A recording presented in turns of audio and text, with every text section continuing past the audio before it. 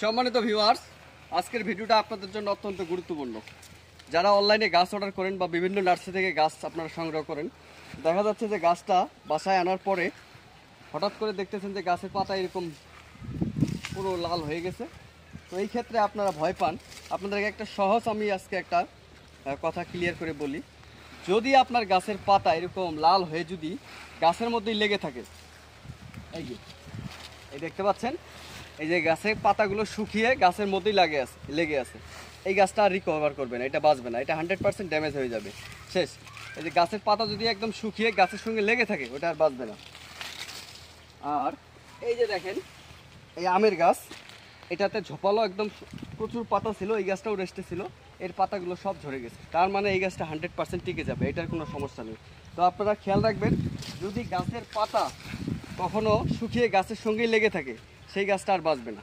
আর যদি পাতা ঝরে যায়, তাহলে এটা গাছ বাঁচার লক্ষণ, সুলক্ষণ, ভালো লক্ষণ। ওকে, সবাই ভালো থাকবেন।